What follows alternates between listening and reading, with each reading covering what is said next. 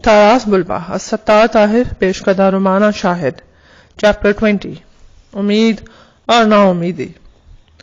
بوڑھا قزاق سردار تاراس بلبا اپنے بیٹے تک پہنچنے کے لیے ہر تکلیف بخوشی برداشت کرنے کے لیے تیار تھا، بلکہ برداشت کر رہا تھا۔ اس پر اینٹیں چنی ہوئی تھیں اور ان کا خاصا وزن اس نے اپنے سینے اور جسم پر اٹھا رکھا تھا۔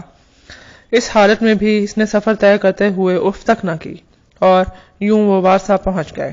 پولستانیوں کے دارالحکومت میں تاراس بلبا کو یہودیوں کی بستی لے گیا۔ وہ ایک عجیب و غریب بستی تھی، کالی دیواروں، چمنیوں، چیتھڑوں، چھلکوں، گٹھلیوں اور ٹوٹے پھوٹے بیکار بھانڈوں پر مشتمل بدصورت گندی بستی۔ گھروں کے درمیان چھوٹی سڑک کے آر پار دو گھروں کے درمیان لمبے ڈنڈے لٹکے ہوئے تھے، جن پر یہودیوں کے موزے، جانگیے اور کہیں کہیں بھنی ہوئی بطخیں ٹنگی ہوئی تھیں۔ یانکل ایک احاطے میں داخل ہوا۔ ایک سرخ بالوں والے یہودی سے اس کی زبان عبرانی میں گٹ پٹ ہوئی۔ جس وقت تاراس بلبا کو گاڑی سے اینٹوں کے نیچے سے نکالا گیا تو اس نے دیکھا کہ 3 یہودی قریب قریب کھڑے بڑے جوش و خروش سے عبرانی میں باتیں کر رہے ہیں، جن کا ایک لفظ بھی تاراس بلبا کی سمجھ میں نہ آیا تو وہ اندر ہی کھولنے لگا اور جھنجھلانے لگا۔ تاراس بلبا کو یہودیوں کے ساتھ ایک کمرے میں پہنچا دیا گیا اور پھر وہ اسے چھوڑ کر چلے گئے۔ انہوں نے کمرے کا دروازہ مقفل کر دیا تھا تاکہ کوئی ان کی عدم موجودگی میں اندر نہ آ سکے اور نہ ہی اسے دیکھ سکے۔ تاراس بلبا کے لیے تنہائی میں ایک ایک لمحہ بھاری ہو رہا تھا، لیکن وہ حالات کے ہاتھوں مجبور تھا۔ وہ دشمن کے شہر میں تھا اور 2000 سونے کے سکے اس کے سر کی قیمت تھی۔ تاراس بلبا کمرے میں بند بیٹھا کھڑا اور ٹہلتا رہا۔ اس طرح وہ اپنے اس بوڑھے جسم کو بھی گرم کرتا رہا جو اینٹوں کے نیچے دبا رہا تھا۔ 2-3 گھنٹوں کے بعد دروازہ کھلا تو تاراس بلبا چونک کر بیٹھ گیا اور اشتیاق کو چھپا کر اندر داخل ہونے والے 3 یہودیوں کو دیکھنے لگا۔ یانکل نے بڑے ادب سے تاراس بلبا کو خبر دی، حضور، آپ کا صاحبزادہ روستاپ شہر کے قید خانے میں ہے۔ اگرچہ قید خانے کے محافظوں کو راضی کرنا مشکل ہے، مگر اسے امید ہے کہ وہ اس کی ملاقات روستاپ سے کرانے کا انتظام کرا دے گا۔ یہ اطلاع دینے کے بعد یہودی یانکل پھر دونوں یہودیوں کے ساتھ عبرانی میں بے تکان گفتگو کرنے لگا۔ روستاپ سے ملوانے کی خبر سن کر تاراس بلبا کا دل گرم ہو گیا تھا۔ اس کی حالت اس وقت ایسے شخص کی تھی جو انتہائی مایوسی کا شکار ہو اور امید نے اسے اپنا جلوہ دکھا دیا ہو۔ اب اس کے دل میں تمام مردہ امیدوں میں جان پڑنے لگی تھی۔ وہ اب صبر نہیں کر سکتا تھا۔ اس نے یہودیوں کو مخاطب کرتے ہوئے بڑے جذباتی انداز میں کہنا شروع کیا، سنو اے یہودیو، میرے بیٹے روستاپ کو قید سے چھڑا دو، اسے قید خانے سے نکل بھاگنے میں مدد دو۔ میں نے 12,000 سونے کے سکے دینے کا وعدہ کیا تھا، اب میں اس رقم میں مزید 12,000 سونے کے سکوں کا اضافہ کرتا ہوں۔ سنو، میں سچ کہتا ہوں، حتیٰ کہ آخری پوشاک تک تمہیں دے دوں گا۔ میں تم سے معاہدہ کر لوں گا کہ جنگوں میں عمر بھر جو مال غنیمت میرے ہاتھ لگے گا، اس میں سے نصف حصہ میں تمہیں دیتا رہوں گا۔ تاراس بلبا اصلی قزاق تھا، جو اپنی فطرت کے مطابق اب بھی اس بڑھاپے میں ان خستہ حالات میں بھی یہ امید رکھتا تھا کہ دشمنوں سے جنگ ہوگی، وہ ان میں حصہ لیا کرے گا اور مال غنیمت بھی بٹوار کرے گا۔ یہودی اسے حیرت سے دیکھ رہے تھے۔ یانکل نے بات کرنے میں پہل کی، حضور، اسے قید خانے سے نکالنا ممکن نہیں، ایسا تو ہو ہی نہیں سکتا حضور۔ دوسرا یہودی بولا، ہاں، یہ تو نہیں ہو سکتا، بالکل نہیں ہو سکتا۔ تیسرے یہودی نے کہا، 24,000 سونے کے سکے، کیوں نہ ہم کوشش کر کے دیکھ لیں۔ اس کے بعد یانکل اور اس کے دونوں یہودی ساتھی پھر عبرانی میں ایک دوسرے سے باتوں میں الجھ گئے۔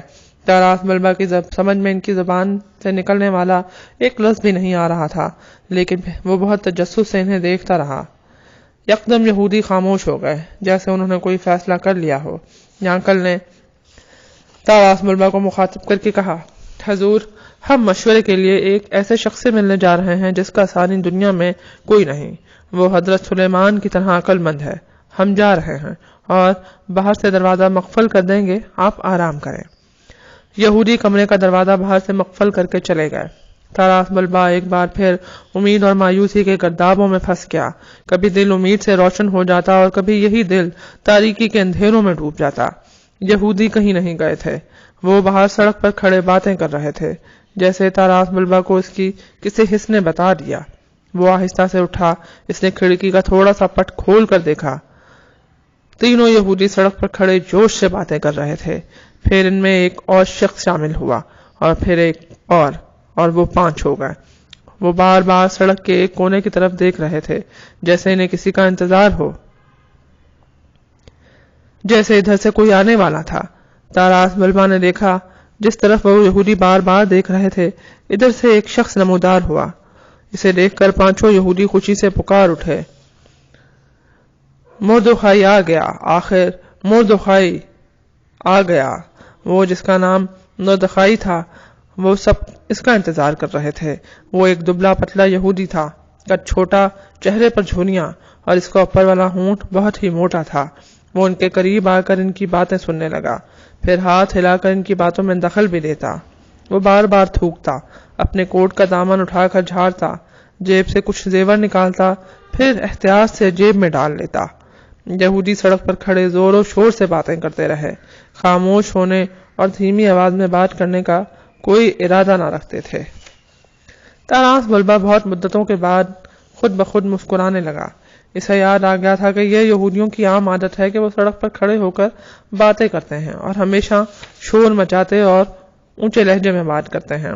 تاراس بلبا نے دل میں کہا، ان کی سب عادتیں عجیب ہیں، یہ سڑک کے سوا کہیں بات نہیں کر سکتے، اور رہی ان کی زبان تو اسے شاید شیطان بھی نہیں سمجھ سکتا۔ تاراس بلبا نے دیکھا کہ وہ یہودی وہاں سے چل پڑے ہیں اور ان کا رخ کمرے کی طرف ہے، گویا وہ اسی کے پاس آ رہے تھے۔ تاراس بلبا نے کھڑکی کا پٹ باندھ لیا اور پھر بیٹھ گیا۔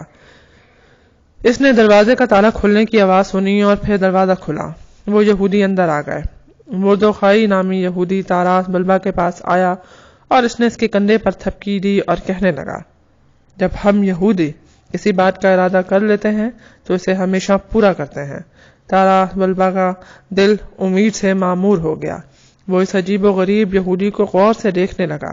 اس یہودی کی داڑھی میں گنتی کے 10-12 بال ہوں گے۔ مردخائی اور اس کے یہودی ساتھی جس ڈرامائی انداز میں کمرے میں آئے تھے، اسی ڈرامائی انداز میں وہ چلے گئے۔ تاراس بلبا پھر اکیلا رہ گیا۔ وہ ایک ایسی کیفیت میں مبتلا تھا جس سے زندگی میں پہلی بار آشنا ہوا تھا۔ زندگی میں اس نے کبھی غور و فکر اور پریشانی میں اپنے آپ کو گھرا ہوا نہیں پایا تھا، لیکن شاید وہ یہ سب کچھ اس لیے محسوس کر رہا تھا کہ اب وہ پہلا تاراس بلبا نہیں رہا تھا۔ وہ اب شاہ بلوط کے درخت جتنا طاقتور نہیں رہا تھا۔ وہ شاید بزدل ہو گیا تھا، لیکن وہ بزدل نہیں، کمزور اور بوڑھا ہو گیا تھا۔ اس کا پورا دن اسی کیفیت میں گزر گیا۔ اس نے کچھ کھایا نہ پیا اور ایک بار پھر کھڑکی کا پٹ تھوڑا سا کھول کر باہر دیکھنے لگا، لیکن اب سڑک پر کوئی یہودی نہیں تھا۔ چیپٹر 21۔ شام گہری ہو گئی۔ تاراس بلبا کا دل پھر مایوسی میں ڈوب کر ابھرنے لگا۔ جب اسے یانکل، مردخائی اور دوسرے یہودی سڑک پر آتے دکھائی دیے تو وہ کھڑکی کا پٹ بند کر کے اپنی جگہ پر بیٹھ گیا۔ اسے یوں لگ رہا تھا جیسے اس کے دل کی حرکت بہت ہی کمزور پڑنے لگی ہو۔ وہ سب اندر داخل ہوئے۔ انہوں نے تاراس بلبا کو دیکھا۔ تاراس بلبا سے اب صبر نہیں ہو رہا تھا۔ اس نے تیزی سے کہا، کہو، سب ٹھیک ہے؟ مردخائی کے چہرے سے کچھ معلوم نہیں ہو رہا تھا کہ کیا ہوا ہے۔ پھر وہ عبرانی میں بولنے لگا۔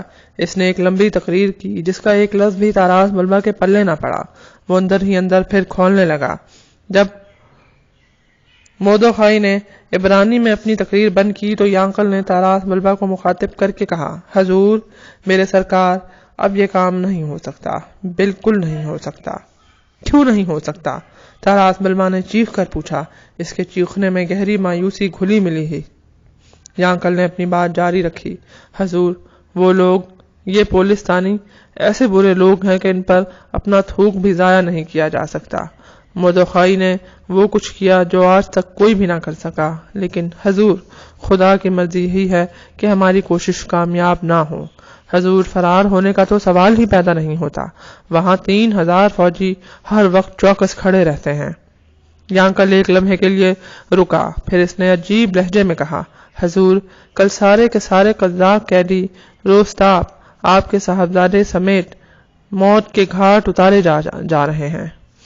تاراس بلبا کو یوں لگا جیسے اچانک بجلی گری ہے اور سب کچھ جل کر راکھ ہو گیا ہے۔ اس نے اپنا دل ڈوبتا ہوا محسوس کیا۔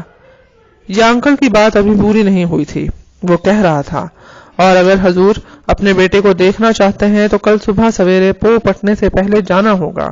جیل کے محافظ راضی ہو گئے ہیں۔ محافظوں کے ایک افسر نے بھی وعدہ کر لیا ہے حضور، افسوس یہ لوگ بہت لالچی ہیں، میں نے ہر ایک کو 50-50 سونے کے سکے دیے ہیں، اور محافظوں کا وہ افسر۔ تاراس بلبا نے اس کی بات کاٹ دی، وہ جو مانگتا ہے اسے دے دیا جائے گا۔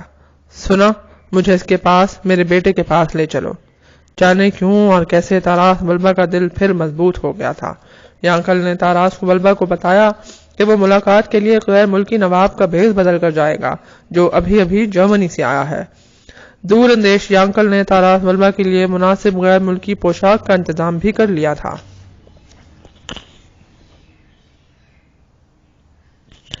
چیپٹر 22 تاراس بلبا کا طیش۔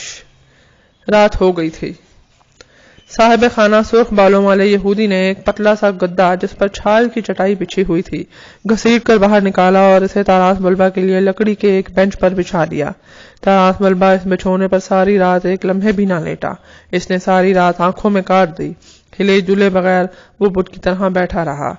رات کا آخری پہر ختم ہونے والا تھا جب تاراس بلبا نے اٹھ کر سوئے ہوئے یانکل کو ٹھوکر لگائی اور کہا، اٹھ جاؤ یہودی اور مجھے وہ نواب والا لباس لا دو۔ یانکل نے اٹھ کر اسے لباس دیا اور اسے سمجھانے لگا کہ اسے کیسا بھیس بدلنا ہے۔ تاراس بلبا نے وہ غیر ملکی نواب والی پوشاک پہنی۔ اس کے بعد یانکل کی ہدایت کے مطابق اس نے اپنی مونچھوں اور بھووں کو سیاہ کیا اور پھر سر پر وہ چھوٹی سی ٹوپی پہن لی جو یانکل نے اسے دی تھی۔ اب تاراس بلبا کی عمر 35 برس سے زیادہ دکھائی نہیں دے رہی تھی۔ اس کا کوئی بہت قریبی جاننے والا قزاق بھی اسے پہچان نہیں سکتا تھا۔ سونے کی تاروں سے کڑا ہوا قیمتی لباس اس پر خوب بھپ رہا تھا۔ جب وہ باہر نکلے تو سب سڑکیں سو رہی تھیں، کوئی آدمی دکھائی نہیں دے رہا تھا۔ یانکل اور وہ دونوں خاموش آگے بڑھ رہے تھے۔ وہ ایک عمارت کے قریب پہنچے۔ یہ ایک نیچی چھت کی کشادہ مگر گندی عمارت تھی۔ اس کے ایک طرف کا حصہ اونٹ کی گردن کی طرح اوپر اٹھا ہوا تھا۔ اس عمارت میں بارکیں بھی تھیں، قید خانہ بھی اور ایک عدالت بھی۔ وہ عمارت کے اندر داخل ہوئے۔ ایک بڑے کشادہ کمرے میں لگ بھگ 1000 کے آدمی سو رہے تھے۔ یہ شاید یہاں پہرے دینے والے تھے جن کی اب ڈیوٹی ختم ہو چکی تھی۔ سامنے ایک دروازہ تھا جس کے سامنے سنتری بیٹھے کوئی کھیل کھیل رہے تھے۔ انہوں نے ان کی طرف دیکھا اور بولا، اندر چلے آؤ۔ وہ ایک تنگ و تاریک گلیارے میں داخل ہو گئے۔ پھر وہ ایک کمرے میں پہنچے۔ کئی آوازیں یکدم گونجنے لگی۔ کون جا رہا ہے؟ سر سے پاؤں تک ہتھیاروں سے لیس کئی سپاہی آگے بڑھے۔ آگے جانے کا حکم نہیں ہے۔ یانکل نے زبان کھولی اور کہا، یہ ہم ہیں، ہم۔ ایک فربا شخص وہاں آیا جو لباس سے افسر لگتا تھا۔ اس نے سپاہیوں سے کہا، انہیں جانے دو۔ اس راستے میں کئی سپاہی انہیں ملے۔ ان سب کو یانکل نے ایک ہی بات بتائی، ہم ہیں، ہم دوست ہیں۔ وہ سیڑھیاں اترنے لگے۔ تاراس بلبا اس وقت بہت پروقار دکھائی دے رہا تھا۔ زمین دوز قید خانے کے دروازے پر جو اوپر کی طرف ایک دیوار کی شکل سے ہی ختم ہوتا تھا، ایک بڑی مونچھوں والا سپاہی کھڑا تھا۔ یانکل اس کے سامنے جھکا اور بڑے ادب سے کہا، میں حضور والا سے درخواست کرتا ہوں کہ ہمارا ایک کام کر دیں۔ پھر اس نے بھیس بدلے ہوئے تاراس بلبا کی طرف اشارہ کر کے کہا، آپ ایک نواب ہیں، غیر ملک سے آئے ہیں، یہ قزاقوں کو ایک نظر دیکھنا چاہتے ہیں۔ انہوں نے اپنی ساری عمر میں کبھی کسی قزاق کو نہیں دیکھا۔ بڑی بڑی مونچھوں والے سپاہی نے بڑے غور سے تاراس بلبا کی طرف دیکھا۔ وہ اس کی پوشاک، چہرے کے وقار اور قد کار سے متاثر ہوا اور کہنے لگا، حضور میری سمجھ میں نہیں آتا آپ ان کو کیوں دیکھنا چاہتے ہیں؟ وہ آدمی تھوڑا ہی ہیں، کتے ہیں، کتے۔ ان قزاقوں کا مذہب ایسا ہے کہ ان کی کوئی عزت نہیں کرتا۔ تاراس بلبا بھول گیا کہ وہ اس وقت کہاں ہے اور اتنے خطرے مول لے کر یہاں کیوں آیا ہے، اور وہ اس وقت کس بھیس میں ہے۔ وہ تو ایک سچا اور نڈر قزاق تھا جو نہ تو قزاقوں کی توہین برداشت کر سکتا تھا، نہ اپنے مذہب کے خلاف ایک ہی لفظ سن سکتا تھا۔ وہ خاموش رہ ہی نہیں سکتا تھا۔ اگر وہ اس وقت خاموش رہتا تو پھر قزاق اور طراز بلبا کیسے ہوتا؟ وہ تیش میں آ کر پھٹ پڑا۔ جھوٹ بولتے ہو تم شیطان کے بچے، تم خود کتے ہو، تمہیں یہ جرت کیسے ہوئی کہ میرے منہ پر میرے مذہب کی توہین کرو؟ یانکل کی تو جیسے جان ہی نکل گئی۔ بڑی مونچھوں والے سپاہی نے غور سے طراز بلبا کی طرف دیکھا اور پھر بڑی حقارت سے کہنے لگا، اوہ، میں جان گیا کہ تم کون ہو، تم بھی انہی میں سے ایک ہو جن کی میں یہاں چوکیداری کرتا ہوں۔ ٹھہرو ذرا، ابھی اپنے ساتھیوں کو بلاتا ہوں اور پھر دیکھنا کیا ہوتا ہے۔ طراز بلبا کو اپنی غلطی کا احساس ہو گیا تھا، لیکن وہ جھوٹ کیسے بول سکتا تھا؟ ضد اور جھلاہٹ نے اپنے مذہب کی توہین کا غصہ اس پر اس طرح سے غالب آ گئے تھے کہ وہ کوئی دوسری بات بھی نہ بتا سکا۔ وہ صرف اپنے آپ کو سنبھالنے کی کوشش کر رہا تھا کہ اب اس کی زبان سے کوئی ایسا لفظ نہ نکل جائے جو سب کچھ ہی ملیا میٹ کر دے۔ معاملے کو سنبھالنے کے لیے یانکل آگے بڑھا۔ حضور، آپ کو غلط فہمی ہوئی ہے، بھلا ایک غیر ملکی نواب کیسے قزاق ہو سکتا ہے؟ بڑی مونچھوں والے سپاہی نے اپنا بڑا سا منہ کھول کر کہا، بس بس، اب جھوٹ نہیں چلے گا۔ یانکل مزت سماجت پر اتر آیا۔ عالی جاں، آہستہ بات کیجیے، ہم آپ کو ایسا انعام دیں گے جیسا آج تک کسی نے نہ دیا ہوگا، ہم آپ کو سونے کے سکے دیں گے۔ بڑی مونچھوں والے سپاہی نے یانکل کا مذاق اڑاتے ہوئے کہا، کیا بات کرتے ہو، سونے کے 2 سکے میرے نزدیک کیا حیثیت رکھتے ہیں؟ میں تو اپنے حجام کو صرف اپنی ایک طرف کی داڑھی بنانے کے صلے میں سونے کے 2 سکے لیتا ہوں۔ یہودی، غور سے سنو، مجھے سونے کے 100 سکے دو گے تو میں زبان بند رکھوں گا۔ یہ کہہ کر اس نے اپنی بڑی بڑی مونچھوں کو تاؤ دیا۔ یانکل جانتا تھا کہ اگر اس بڑی بڑی مونچھوں والے سپاہی کا منہ سونے کے 100 سکوں سے بند نہ کیا گیا تو طراز بلبا تو مارا ہی جائے گا، ساتھ میری جان بھی مفت میں جائے گی۔ یانکل نے جیب سے اپنے چمڑے کا بٹوا نکالا، رقم گنی تو دل میں شکر ادا کیا کہ سونے کے پورے 100 سکے موجود تھے۔ یہ رقم اس نے بڑی مونچھوں والے سپاہی کو دے دی اور پھر طراز بلبا کی طرف دیکھا۔ طراز بلبا اس کی آنکھوں کا اشارہ نہ سمجھ سکا۔ حضور، اب ہمیں یہاں سے چلنا چاہیے، یانکل نے کہا۔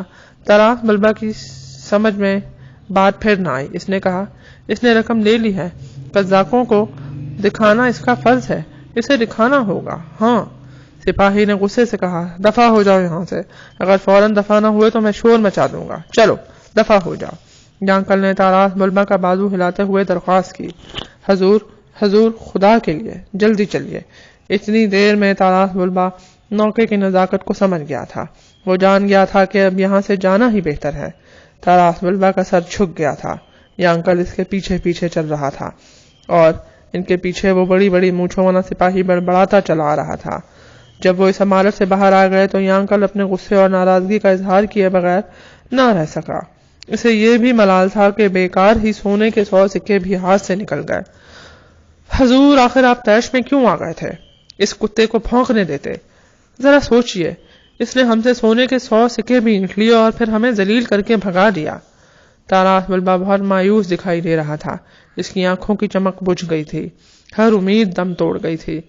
پھر اچانک وہ یانکل کا بازو پکڑ کر اونچی آواز میں کہنے لگا، چلو چوک میں چلیں، میں دیکھنا چاہتا ہوں وہ میرے بیٹے کو کس طرح ایذا دیں گے۔ یانکل نے کہا، حضور، وہاں جانے کا کیا فائدہ، ہم اس کی کوئی مدد تو کر نہیں سکتے۔ طراز بلبا نے اس کا بازو زور سے کھینچا اور کہا، ہم وہاں جائیں گے، ہاں۔